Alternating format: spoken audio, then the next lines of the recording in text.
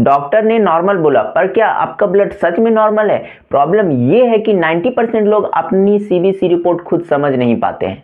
Hello friends, आप देख रहे हो फार्मा लैब पाठशाला। आज हम सीबीसी यानी कंप्लीट ब्लड काउंट को एकदम आसान भाषा में पूरा अच्छे तरीके से समझने वाले हैं। हाँ जी, तो चलिए अब हम लोग स्टार्ट करते हैं पार्ट 1 से। सीबीसी क्या है? What is CBC? सीबीसी एक ब्लड टेस्ट है, ठीक। ब्लड में जो 3 मेन कंपोनेंट होते हैं उसको मेजर करता है हमारा सीबीसी। जो क्या क्या है? पहला है आरबीसी रेड ब्लड सेल, दूसरा है डब्ल्यूबीसी व्हाइट ब्लड सेल, तीसरा है प्लेटलेट्स। ये सब का काम क्या है? आरबीसी का काम है ऑक्सीजन को सप्लाई करना, डब्ल्यूबीसी का काम मतलब होता है इम्यूनिटी, उसका काम क्या है? इन्फेक्शन से फाइट करना, और प्लेटलेट्स का काम क्या है? ब्लड को क्लॉट करना।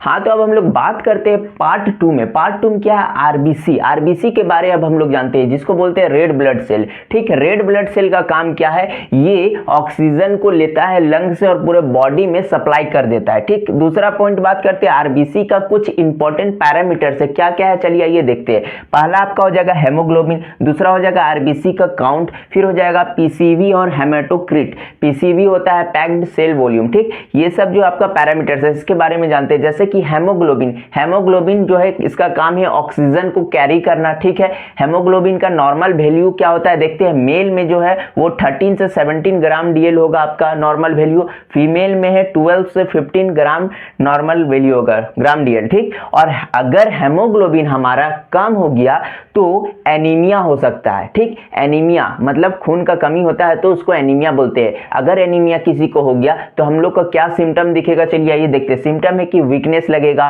वर्टिगो मतलब चक्कर आने का जैसा चक्कर भी आएगा, फिर रेस्पिरेटरी प्रॉब्लम हो सकता है, सांस लेने में दिक्कत होगा। ये सब सिम्टम है अगर एनीमिया होगा तो। अगर हेमोग्लोबिन कम हुआ तो एनीमिया होगा। अगर जैसे ही हेमोग्लोबिन बढ़ जाएगा, कम का तो देख लिया, अगर जैसे ही हेमोग्लोबिन बढ़ा तो क्या सिम्टम दिखेगा? डिहाइड्रेशन मतलब पानी का कमी होगा। पॉलीसाइथेमिया मतलब आरबीसी जो है वो उसका नंबर बढ़ जाएगा, मतलब खून गाढ़ा हो जाएगा, ठीक।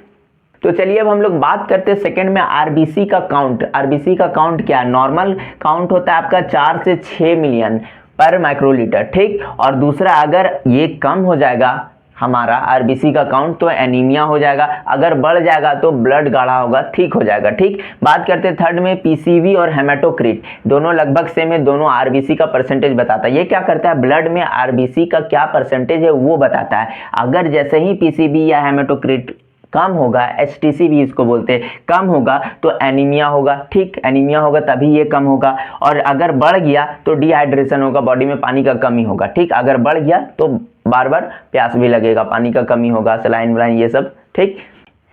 चलिए तो अब हम लोग स्टार्ट करते हैं पार्ट 3, वो है आरबीसी का इंडेक्स, ठीक। आरबीसी इंडेक्स क्या है चलिए वो सब पहला आता है एमसीवी। एमसीवी क्या है देखिए, मीन कॉर्पस्कुलर वॉल्यूम होता है, ठीक। ये बताता है हमारा आरबीसी का साइज क्या है, ठीक। अगर ये कम होगा, एमसीवी अगर कम हो जाएगा तो माइक्रोलाइटिक एनीमिया, ध्यान देना है, माइक्रोलाइटिक एनीमिया होगा मतलब आयरन का डिफिशियंसी होगा। अगर एमसीवी बढ़ जाता है तो मैक्रोलाइटिक एनीमिया होगा, जो कि मतलब विटामिन B12 का डिफिशियंसी होगा। ये ध्यान देना है कि आयरन का डिफिशियंसी कब हो रहा है और विटामिन B12 का डिफिशियंसी कब हो रहा है, ये बताता है हमारा एमसीवी। जो ज्यादा कम होगा ये सब में देखना है, ठीक। दूसरा बात करते हैं हम लोग एमसीएच मतलब मीन कॉर्पस्कुलर हेमोग्लोबिन, ठीक। मीन कॉर्पस्कुलर हेमोग्लोबिन क्या है? ये बताता है एक आरबीसी में कितना हेमोग्लोबिन है, ठीक। ठीक, अब बात करते हैं एमसीएचसी। एमसीएचसी क्या? मीन कॉर्पस्कुलर हेमोग्लोबिन कॉन्सेंट्रेशन, ठीक। ये हेमोग्लोबिन का कॉन्सेंट्रेशन बताता है कि आरबीसी में कितना भरा हुआ है, ठीक, ये सब। और फिर फोर्थ में देखते हैं RDW, red cell width distribution. ये क्या है? आरबीसी का साइज वेरिएशन बताता है कि हमारा जो आरबीसी का है साइज क्या है, सेम है या नहीं है, छोटा बड़ा क्या है, ये सब बताता है। अगर ये बढ़ा हुआ रहेगा, आरडब्ल्यूडी अगर बढ़ा हुआ रहेगा मतलब मिक्स्ड एनीमिया, मतलब छोटा साइज बड़ा साइज दोनों का मिक्स है और वो एनीमिया, मिक्स्ड एनीमिया कहलाएगा अगर ये बढ़ा हुआ रहेगा तो। हाँ, तो अब हम लोग बात करते हैं पार्ट 4 में जो है डब्ल्यूबीसी व्हाइट ब्लड सेल, इसके बारे में जानते हैं। ये जो है हमारा बॉडी का आर्मी है। हाँ, क्या है? आर्मी है। कौन? डब्ल्यूबीसी, ठीक।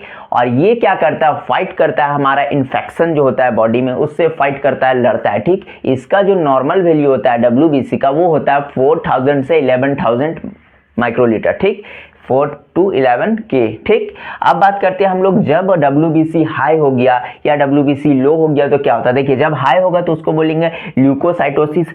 हाई कब होगा, देखिए जब इन्फेक्शन होगा बॉडी में तब हाई हो सकता है, जब इन्फ्लामेशन सूजन होगा तब हाई हो सकता है, ल्यूकेमिया होगा मतलब ब्लड का डिसऑर्डर होगा तब हो सकता है, ब्लड का प्रॉब्लम हुआ तब हो सकता है। बात करेंगे लो कब होगा, लो WBC कब होगा, उसको बोलेंगे हम लोग ल्यूकोपेनिया। ठीक, जब तब लो होगा जब हमारा इम्यूनिटी प्रतिरोधक क्षमता जिसको बोलते हैं एकदम गिर जाता है, एकदम कम हो जाएगा, तब उसको हम लोग लो बोलेंगे। ठीक, ये होने का चांसेस है, वायरल इन्फेक्शन जब होता है तब ज्यादा चांसेस रहता है लो होने का WBC। हाँ, तो अब हम लोग बात करते हैं पार्ट 5 में, वो है DLC डिफरेंशियल ल्यूकोसाइट काउंट के बारे में। ठीक, देखिए पहला पॉइंट इसमें आएगा आपका न्यूट्रोफिल। न्यूट्रोफिल का लेवल तब बढ़ता है जब बैक्टीरियल इन्फेक्शन होगा। ठीक, दूसरा बात करते हैं, दूसरा आता है आपका लिम्फोसाइट। लिम्फोसाइट तब बढ़ेगा जब वायरल इन्फेक्शन होगा तब लिम्फोसाइट बढ़ेगा। तीसरा बात करते हैं स्नोफिल। स्नोफिल भी बढ़ेगा। स्नोफिल तब बढ़ेगा जब एलर्जिक रिएक्शन रहेगा, चाहे कोई भी एलर्जिक रिएक्शन हो तब आपका स्नोफिल बढ़ेगा। स्नोफिल बढ़ने का रीजन अस्थमा भी हो सकता है। ये बढ़ने का रीजन पैरासाइट आपके बॉडी में इंटर करेगा या बॉडी में रहेगा तो भी प्रेजेंट रहेगा तो भी आपका स्नोफिल बढ़ सकता है। ठीक, बात करते हैं फोर्थ में मोनोसाइट। मोनोसाइट तब बढ़ेगा जब क्रोनिक इन्फेक्शन होगा। क्रोनिक इन्फेक्शन मतलब जो बहुत लंबे समय से इन्फेक्शन चलता आ रहा है उसको, जैसे एग्जांपल लेते हैं टीबी का फिर फंगल का, ये सब लंबे समय तक का इन्फेक्शन चलता है। ठीक, अब बात करते हैं फिफ्थ में बेसोफिल।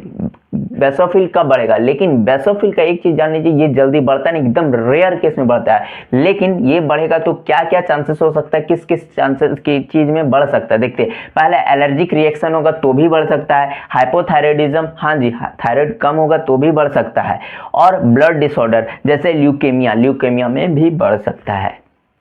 हाँ जी, तो अब हम लोग बात करते हैं पार्ट 6 में। पार्ट 6 में वो है प्लेटलेट्स। प्लेटलेट्स को हम लोग थ्रोम्बोसाइट्स भी बोलते हैं। ठीक, थ्रोम्बोसाइट्स इसका काम है ब्लड को क्लॉट करवाना। ठीक, और इसका जो नॉर्मल वैल्यू है वो है 1.5 से 4.5 लाख तक। चलिए ठीक है, अब बात करते हैं अगर प्लेटलेट्स कम हुआ तो क्या होगा, प्लेटलेट्स बढ़ गया तो क्या होगा। प्लेटलेट्स कम हो गया तो उसको हम लोग थ्रोम्बोसाइटोपेनिया भी बोलेंगे। अगर प्लेटलेट्स कम हो गया तो ब्लीडिंग का रिस्क बढ़ जाएगा, क्योंकि इसका काम है ब्लड को क्लॉट करवाना और इसका वैल्यू कम हो जाएगा तो आपका ब्लीडिंग का रिस्क बढ़ जाएगा, क्योंकि क्लॉट करवाएगा कौन, ये तो कम है, इसीलिए आपका ब्लीडिंग का रिस्क बढ़ जाएगा। और ये कम तब होता है जब आपका डेंगू होगा या फिर बोन मैरो का प्रॉब्लम होगा तब कम होता है। ठीक, अब बात करते हैं बढ़ता क्या है, बढ़ने से मतलब क्या होगा। देखिए प्लेटलेट्स अगर बढ़ जाएगा तो क्लॉट का रिस्क बढ़ जाएगा, क्योंकि इसका काम है क्या, क्लॉट करवाना। अगर ये ज्यादा हो जाएगा तो ज्यादा क्लॉट करेगा, इसलिए क्लॉट का रिस्क बढ़ जाएगा, स्ट्रोक का रिस्क भी बढ़ जाएगा। हाँ जी, तो अब हम लोग बात करते हैं पार्ट 7 में, वो है CBC रिपोर्ट को कैसे पढ़ेंगे। ठीक, CBC रिपोर्ट को हम लोग 4 स्टेप में बांट दिए, क्या क्या नोटिस करना है। फर्स्ट में हम लोग बात करते हैं हेमोग्लोबिन। हेमोग्लोबिन अगर कम रहा तो हम लोग समझ जाएंगे एनीमिया है। और स्टेप 2 में देखते हैं WBC को नोटिस करेंगे। WBC अगर बढ़ा हुआ रहेगा तो समझ जाएंगे इन्फेक्शन है।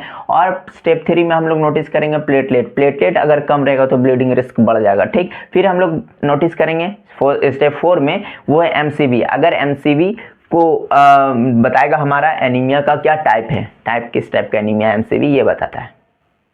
हाँ, तो अब हम लोग बात करते हैं पार्ट 7 में। पार्ट 7 में देखेंगे कि CBC टेस्ट जो है हम लोग कब करवाएंगे, कब ऐसा लगेगा हम लोग को, क्या लगेगा तो हम लोग CBC टेस्ट की ओर बढ़ेंगे। चलिए देखते हैं, जब फीवर बढ़ेगा तो हम लोग CBC टेस्ट करवाएंगे, जब वीकनेस कमजोरी लगेगा तो हम लोग CBC टेस्ट करवाएंगे, जब इन्फेक्शन बढ़ जाएगा या इन्फेक्शन हो जाएगा तो हम लोग CBC टेस्ट करवाएंगे। बिफोर सर्जरी, अगर कोई सर्जरी होने वाला है किसी का तो सर्जरी से पहले हम लोग CBC टेस्ट करते हैं। ठीक, फिर देखते हैं रूटीन चेकअप, और खुद का हेल्थ को ध्यान रखने के लिए आदमी रूटीन चेकअप जो करता है 6 महीना में, साल भर में, अगर कोई प्रॉब्लम नहीं अपना खुद के लिए करता है वो, उसके लिए भी हम लोग CBC टेस्ट करवाएंगे।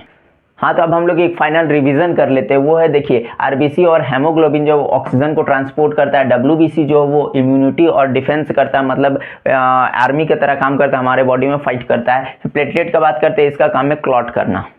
फ्रेंड्स, तो अगर आपको वीडियो पसंद आया तो लाइक करें, शेयर करें, और इसी तरह हेल्थ से रिलेटेड, मेडिसिन से रिलेटेड, टेस्ट से रिलेटेड वीडियो पाने के लिए चैनल को जरूर सब्सक्राइब करें। Thank you.